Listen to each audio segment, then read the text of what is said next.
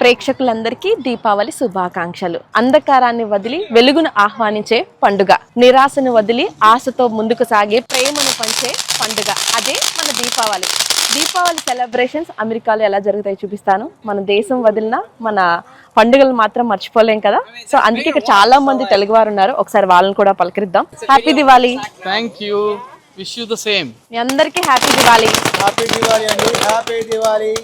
మీకు దీపావళి అంటే ఫస్ట్ గా గుర్తొచ్చేది ఏంటి? టపాకాయలు. టపాకాయలా? టపాకాయలు, భూచక్రాలు, బుడ్లు అన్నీ వస్తాయండి.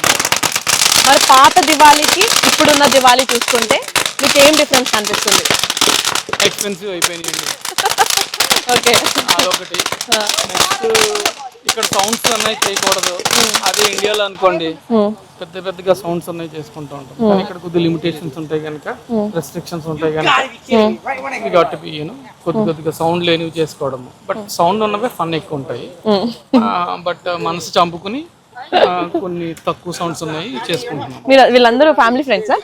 ఈమె మా వైఫ్ అండి. ఓకే, హలో ఫ్రెండ్ అండి. హ్యాపీ దివాళీ. హ్యాపీ దివాళీ. ఆమె వైఫ్ అండి. ఓకే, ఈయన వాడి సన్ అండి. ఓకే. హెచ్డబ్ల్యూ లాంగ్ ఫిల్లర్ ఉంటుంది. మరి ఇండియన్ మిస్ అవుతున్నారా మీరు? ఆబ్వియస్లీ ఎవ్రీ టైం ప్రతి పండగకి వచ్చినప్పుడు మిస్ అవుతూనే ఉంటామండి.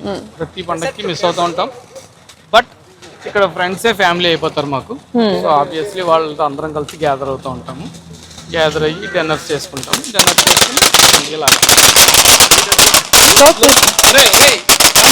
చూసారు కదా, దీపావళి సెలబ్రేషన్స్ మనం ఇండియాలో లేకపోయినా అమెరికాలో కూడా చాలా గ్రాండ్ గా మన తెలుగు వాళ్ళు సందడిగా చేసుకుంటున్నారు. కాకపోతే ఏది ఏమైనా కొంచెం ఇండియన్ మిస్ అవుతారు కాబట్టి ఆ లోటు అయితే మనకి కనిపిస్తుంది.